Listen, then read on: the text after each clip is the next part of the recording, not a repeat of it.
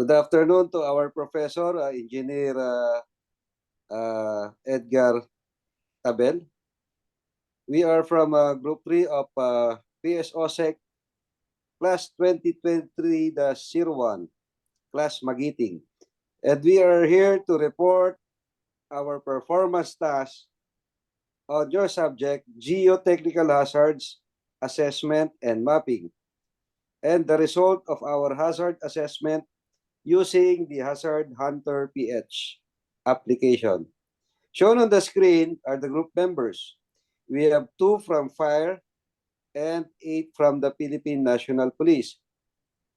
First is Fire Superintendent Diwata, Fire Superintendent Balistoy, Police Lieutenant Colonel De Vera, Police Lieutenant Colonel Laksamana, Police Lieutenant Colonel Macarangal, Police Lieutenant Colonel Nadarisay, Police Lieutenant Colonel Ortañez, Police Lieutenant Colonel Pederio, Police Lieutenant Colonel Peralta, Police Lieutenant Colonel Rivita, and Police Lieutenant Colonel Satore. Next. For the name and location of the facility and the date of assessment as shown on the screen, we have chosen the Camp Crame Grandstand located at Quezon City, NCR 2nd District. And the date of assessment was conducted last December 6, 2023 at around 7:45 p.m. The location and the coordinates of the facility is shown on the screen. 121.05390, 14.6828. Next, please. For the seismic hazard assessment, in terms of ground rupture, the Camp Crame Grandstand is assessed as safe because it is approximately 2.2 kilometers west of the Valley Fault system, which is the West Valley Fault. So here are the explanations and recommendations. Active faults are faults that had moved within the last 100,000 years. An active fault may show evidence or may have documented history of recent movements. Ground rupture means it is a displacement along an active fault trace that reaches the surface. Ground rupture hazard assessment is the distance to the nearest known active fault. The recommended buffer zone or zone of avoidance against ground rupture hazard is at least 5 meters on both sides of the active fault or from its zone of deformation. Next, please. As to ground shaking, the assessment is prone, intensity 8, and for the explanation and recommendation, all sites may be affected by ground shaking in the event of an earthquake and can be mitigated by following the provisions of the National Building Code and the Structural Code of the Philippines. Another is the liquefaction assessment. It is safe. And for the explanation and recommendation, liquefaction is a phenomenon wherein the ground, especially near the river, lake, and coast, behaves like liquid similar to quicksand due to very strong shaking. Next. For the assessment number 3, earthquake-induced landslide, assessment, safe, explanation and recommendation. Earthquake-induced landslides are the downward slope movement of rocks, solid and other debris commonly triggered by strong shaking. Tsunami, assessment, safe. A tsunami is a series of sea waves commonly generated by under-the-sea earthquakes. For the volcanic hazard assessment number 1, hazard, nearest active volcano. Assessment, approximately 66.4 km north of Taal. Explanation and recommendation. Active volcanoes are those that erupted within historical times within the last 600 years. Accounts of these eruptions were documented by man within the last 10,000 years based on the analysis of material from young volcanic deposits. Permanent danger zone. Assessment outside, not applicable. And then next is the projectiles ballistic, safe. Ballistic projectiles are large particles, tephra ejected straight out of the volcanic vents. And the next hazard is base surge assessment, safe.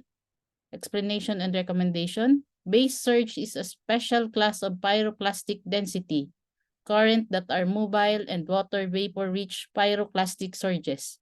They are generated by explosive prior to magmatic eruptions. Next, please.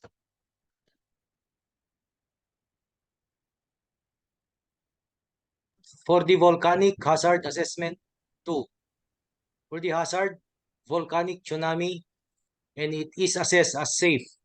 For the explanation and recommendation, volcanic tsunami occurring caldera lakes when water is displaced by the formation of the lake floor caused by rising magma or the entry of pyroclastic density currents or PDCs or landslides into the lake, or in seas when water is displaced by PDCs or debris avalanches from volcanoes.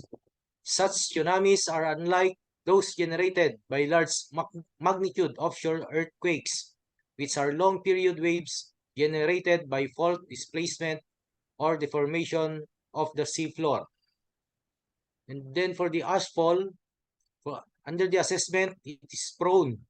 For the explanation and recommendation, in case of future eruptions, the site may be affected by ash fallout, depending on the scale of eruption and prevailing wind direction at the time of eruption. Generally, ashfall is heavier near the active vent and thins out indefinitely away from the eruption center. Next, please. For the hydrometeorological hazard assessment, this hazard, rain-induced landslide.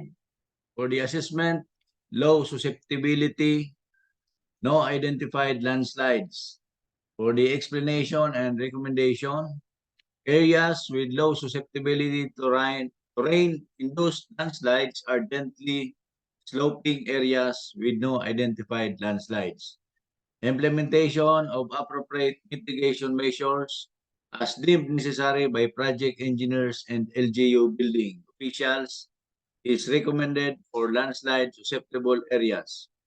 This includes performing site-specific studies to address potential foundation or slope stability problems, monitoring of signs or evidences of ground movement such as tension cracks, tilted trees and fences, and bulging road sections in areas that are moderately to critically susceptible to landslides should be done regularly and reported to local authorities and or the MGB.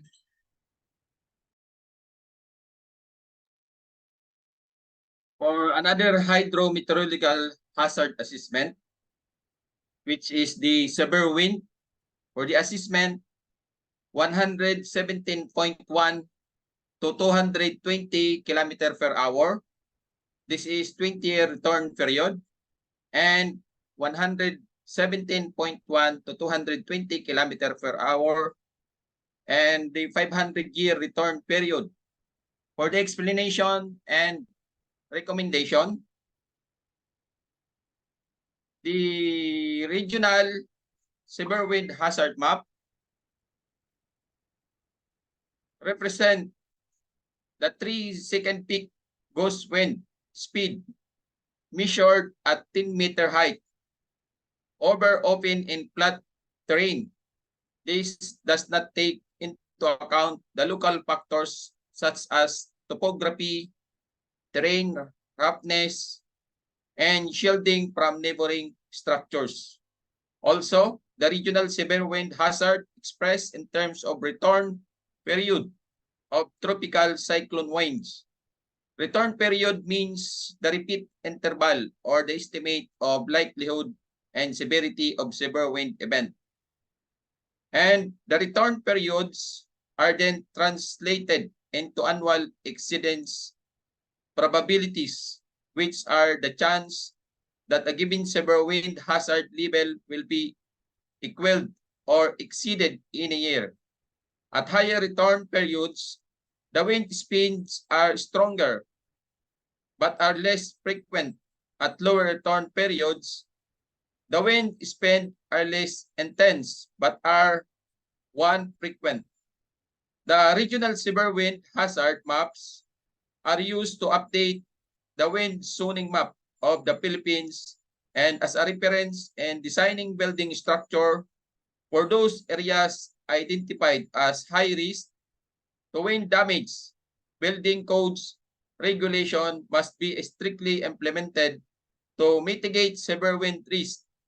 For already developed areas, retrofitting is encouraged. The methods applied in this study can be used to set out a cost-benefit study for retrofitting older, more vulnerable building types to increase their resilience to severe wind. Next. For the hydrometeorological hazard assessment number 3, we have the storm surge and it is assessed as safe. For the explanation and recommendation, a storm surge or the daloyong ng bagyo is the abnormal rise in sea level that occurs during tropical cyclones or bagyo. This happens when a very strong tropical cyclone blows off excessive amounts of seawater toward low-lying coastal communities.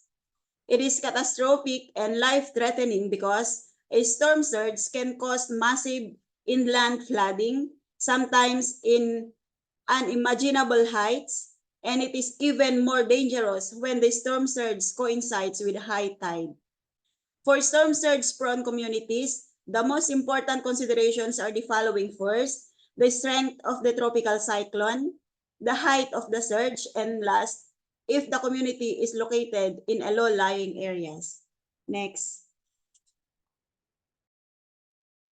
For the nearest critical facilities are as follows. Camp Crame Elementary School, which is 337 meters from specified location.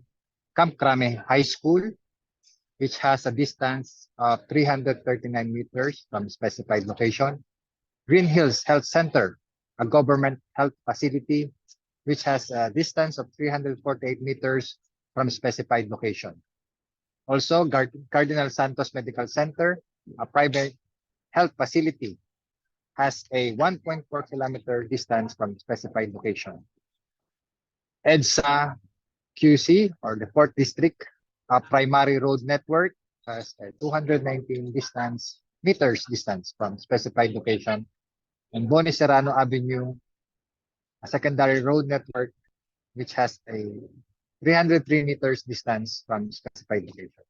Next. All data are extracted from the reported generated from GeoRisk Philippines Hazard Hunter PH app in coordination and collaboration with the Department of Science and Technology, Philippine Institute of Volcanology and Seismology, PAG-ASA, DENR, MGV. Maraming salamat po.